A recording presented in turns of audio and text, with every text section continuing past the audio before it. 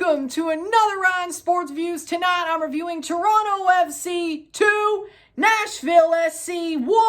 Toronto FC wins! Finally! Deservedly so. They should have won 2 in a row, but hey, I won't complain. We have won. We're showing we can fight going into Wednesday night against York United. That didn't really rhyme, but I tried. With that said, I think we can beat York, and I think we will.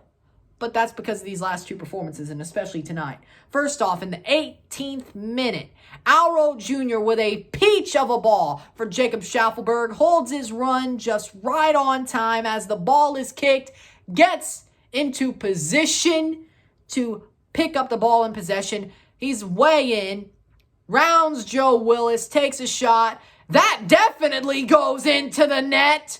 1-0 TFC. That's the way it would go into the half. Then in the 73rd minute, CJ Sapong. Ball played up by Mukhtar. Leal has it, crosses it over. Sapong can just tap it in past Bono. That's 1-1. Easy as you like, 73rd minute. Then in the 80th minute, Jefferson Soteldo off a free kick does exactly what he did the last time we played Nashville. Quick free kick, set up for Omar Gonzalez. They freaked him out again. Not freaked him out. They fooled him out again. There we go. That works. They fooled him out again. Omar taps it in. Past Willis. Makes it 2-1.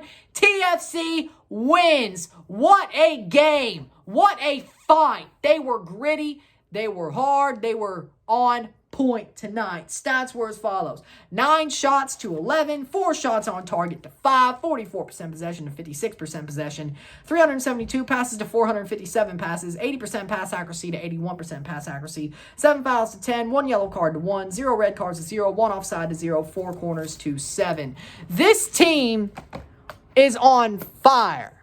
Now, I wouldn't say that in a very good way, but they are dominating right now. They are fighting right now. In that sense of the word, Toronto FC are fighting, not for a playoff spot, but for dignity, but for Canadian championship, for belief that they can win and get back to the Champions League and fight for that. They have not given up. They have shown recently that they have not given up, and I'm happy with it. I'm happy with it because tonight was a very good game by Toronto. A very good game. They were fighting. They wanted to win this one. They wanted to get into the Canadian Championship on a high. They didn't want to almost win on Tuesday night and then get shellacked or lose by a goal late on. No, they fought. Because they wanted this for momentum, and they have momentum, and they have woken up. Now, I'm not saying that if they somehow win every game left, that sneaks them into the playoffs, which if it happened, it would be cool, but we know it's not happening. I just want the Canadian Championship, and this proves that they can win the Canadian Championship. When it comes to a game that is a cup game, they have gotten up at the right time to beat York United, and I think they could do it. Schaffelberg has been amazing. Jacob Schaffelberg is starting to put it together, and I've always liked Jacob Schaffelberg. I put him over after the Independiente game. I put him over in 2019. 2020 wasn't a great year for him. This year, he's starting to pick it up. This was his 2nd career MLS goal. He's starting to put it together. And I'd love to see Schaffelberg stay in his position. If we rebuild, I want Schaffelberg to stay on the wing. I don't think we need to replace him. Now, would it be good to get back somebody like a Benazet or Hansen if we somehow keep Soteldo, or if Javinko comes back, which we'll get into that, which it looks like it is because, I mean, he was there. As soon as the rumors came out, he was at BMO Field. That may have been a coincidence. I don't think so. With that said, we'll get into that later. I'm going to talk about the Moro thing, the retirement, and Sebo news at the end of this video, because why not? We're already here, so let's talk about that when it gets to the end of this video. About maybe the 9-minute, 10-minute mark. But with that said, Jacob Schaffelberg should keep his spot, for sure. That was amazing. That was amazing by Jacob Schaffelberg to play the way he did. He gave this team life. He was fighting, and I'm proud of him. It's finally his time to shine, and he's shining. For sure, he shined in the last game. He's gotten his time. He's starting to put it together. I've always been a fan of Jacob, and I think he's a very good player. And he's doing the right things, and I'm very proud of him. I'm very proud of him.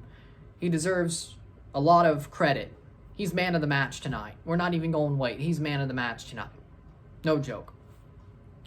With that said, defensively, Zavaleta and Gonzalez didn't play badly.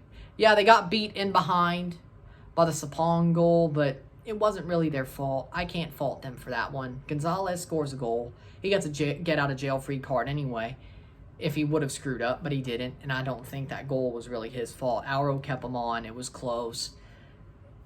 You can allow stuff like that. I know it's been a long season, but that's not really mad. I'm not really mad at that. I'm not. When it comes to the game, I'm not mad at that goal. No, I'm not. With that said, I'm not mad at that goal. No.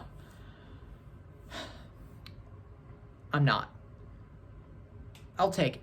Defensively, they were good. Auro was great. Lorea, always good. Bradley, he got a yellow card. He won't be able to play against Colorado on the weekend, but he will be able to play against York, and I know we'll put 100% into it now that he's going to obviously get a break on Saturday. I think that even helps us more.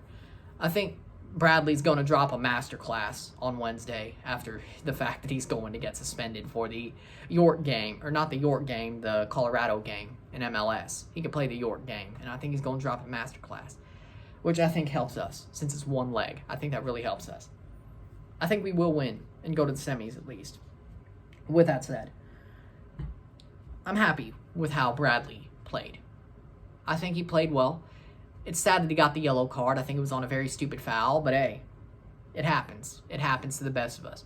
Delgado and Osorio, I thought they looked pretty good. Dom Dwyer, still pretty dire, honestly. And I know I stole that one from Twitter. I don't care. That was pretty clever. And I wish I thought of it first.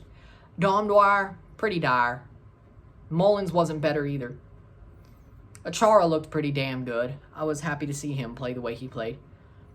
I think the team is starting to wake up, and they all played well together. Now, Nashville, on the other hand, this was a trap game.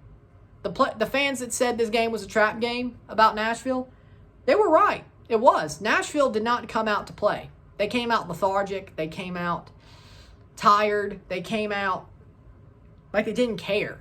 Like they were basically safe in second place, which I wouldn't say they totally are, but they're safely in a playoff position. But top four at least. I mean, you could give one away, and they normally don't win on the road. But I thought they would draw at least. But the way we're playing, I thought we would have screwed it up. But we won, which was weird. But Nashville, they did not come to play. They did not look good tonight. Joe Willis kept them in it, but they did not look good tonight. You could have seen them go down, shellacked, had Joe Willis not been playing the way he did. The forwards, Sapong, he scored a goal. Leao, okay. Jonder Cadiz was still born offside. He's not good. The way Nashville played, I was shocked. I expected better out of them. I really did. I really did expect better out of Nashville. And I'm shocked that they didn't play the way I expected them to. They played like they didn't care. They could throw this one away. That's the way they played. And I'm shocked that they did. I thought they would play a lot more professionally. But sometimes you have bad games, and maybe this was one of them. But they did not play like they cared. They did not play like they were wanting to play or win this game. You play to win the game. You don't play to just play it. As the great Herm Edwards said, even though I'm a Patriots fan, I'll quote that. With that said, that's about what I have to say for this game. TFC deserved to win. They fought their butts off. They deserved to win. And they did do Seba proud because he was there. And you know what? We'll go with that first and then talk about Justin Morrow. So Nicolo Schira, famed Italian transfer journalist, said on Friday morning that Seba Giovinco is close to returning to Toronto FC and signing for next season. Starting to play for next season, getting on the team in January, playing for the 2022 season. I believe it. Now, do I think it's the best idea? No, but it can't make us worse. Let me talk about this. I believe Shearer. I really do. Because when it comes to Serie A players and Italian players, players in the Serie A and Italian players, he knows. When it comes to players that aren't in the Serie A or not Italian, that's when he starts lying. Giovinco is Italian. I think he has connections to D'Amico, the agent. I think Giovinco actually has a new agent now. But he has connections to Giovinco, to the agent, to Italian players, to Italian media. I think he would know. And the fact that Giovinco was there tonight, a day after those rumors come out, it's either a really big wind-up or it's serious. Now, you could say, but there were rumors in 2019, and about 3 weeks after those rumors came up, he was at a game, and they honored him. This was the day after the rumors came up. He had met with a team. He had met with Bill Manning. I'm sure he still met with him there. For my thought, this is way too close. 2019 was a little bit, I could see where you start calling BS, but here, I think it's serious. I think he may just be coming back. I'd say about 80% likely he's coming back.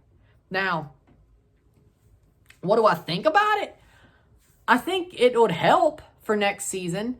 I think we need more offensive creativity. He was okay at Al Hilal. He hasn't really stepped back. He's 35 now, but Pozuelo will give him a lot of good chances. I think Achara will work well with him. I think Schaffelberg will work well with him. This team and Osorio, they all know him. They put him on the wing or maybe a second striker. That's good. With that said, though, is it more of a nostalgia trip? Maybe. Is this Ali Curtis trying to save his job with some goodwill? Maybe. Am I happy to see Seba back if he comes back? Yes, he's a legend. Yes, I want him to retire in red. And yes, do I think he'll do good? Yes. Does it help the team? Depends. Do I think that if they make the right decisions and rebuild a little bit more, get rid of Josie, get rid of Soteldo, maybe bring in a guy like Benazet or Hansen again to replace Soteldo or go on the other wing, even though I think Schaffelberg could be just fine, and then get a center back? You still need 3 DPs. Maybe a DP center back if, we could go with Schaffelberg and Giovinco and still have Pozuelo. I think Pozuelo stays. After all this year, I think he stays. Soteldo, I think he's gone. Josie's gone. It's going to be Pozuelo who's left. I think Seba, if he is a DP, would be like a Piatti DP, like a very $1.5 million pay. He does take the pay cut, and he always said he would take a pay cut. So I believe that it would be 1.5. It could be under Tam. It could be Tam. It could be like Vasquez. He may be back on Tam. And that would be even better. But that would be a lot better. A year, team option, Tam. I'd be a lot happier with that. If Soteldo stays, he stays. It depends on how they put Seba. If he's on Tam, I don't think they're selling Soteldo, even if he wants to go. I think they work together. If they get Seba as a DP, well, Soteldo's gone. Unless they use that third spot for Seba when they really should be using it for a striker. Because I know I like Achara. I like Akinola. I like Peruzza, but we need a true striker, like a Shamar Nicholson, like Kyle Larin. For me, I don't think we need to have Pozuelo, Soteldo, and Giovinco as our 3 DPs. We need to have Pozuelo, Giovinco, / maybe Soteldo if Giovinco's Tam, and somebody like Shamar Nicholson, Kyle Larin, so on and so forth.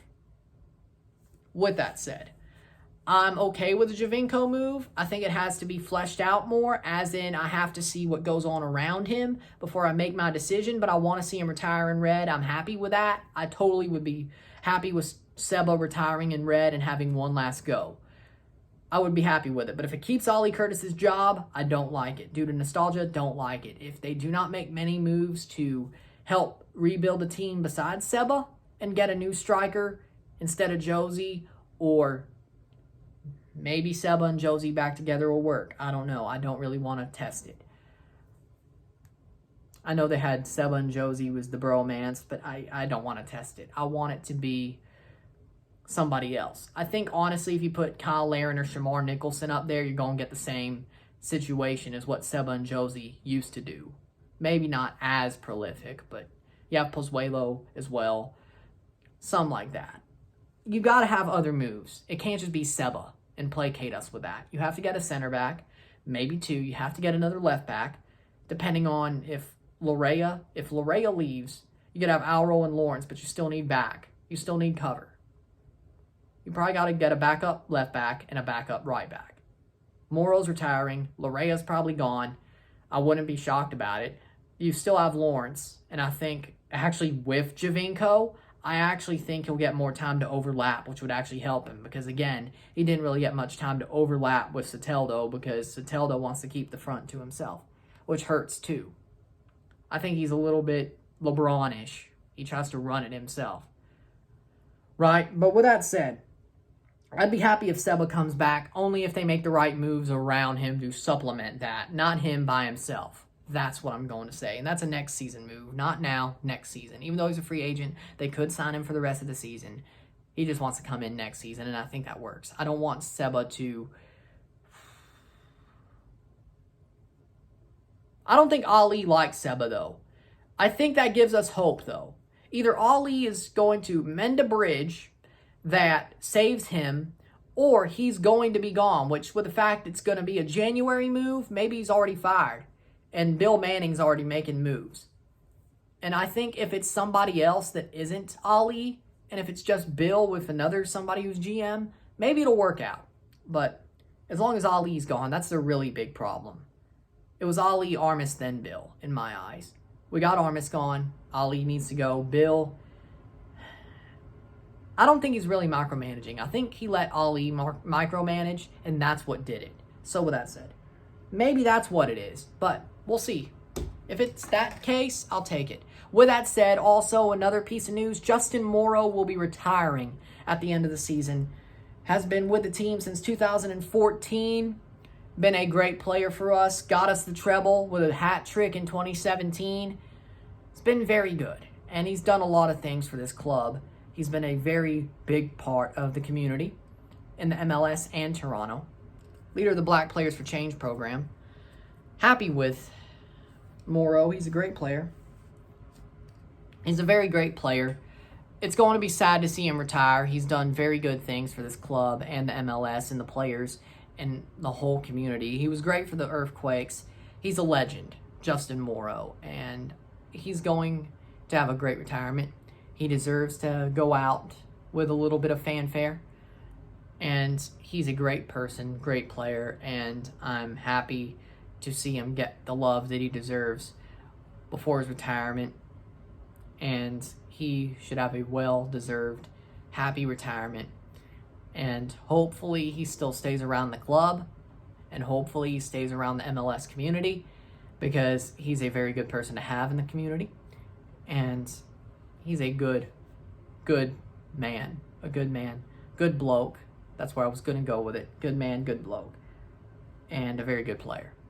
So we're going to miss him. We're going to miss him. He's done a lot personally with the club, playing, and in the community. What a player. What a guy. Thank you, Justin. Happy trails, and we'll see you for the rest of the season. And hopefully you get one more big moment. Lifting the Canadian Championship, maybe. Maybe scoring a big goal, maybe. He's going to score the winning goal in the final, isn't he? Isn't he? I could just see it happening. With that said, I could totally see that happening. With that said, if you like this video, like it, share, subscribe. You know what it is. Tell all your friends. Check out my Patreon, $5, $10, or $20 a month. Anything's appreciated. Help support the channel. It'd be awesome if you do. Also support by super chats, liking, commenting, putting this in playlists, sharing this with your friends, all that. Tuesday, I have a live watch-along in RSR for Forge versus Club Atletico Independiente de la Chorrera in the round of 16, leg 1 of the CONCACAF League 2021. With that said, TFC 1, I'm Ryan, and I'm out. Peace. See you later.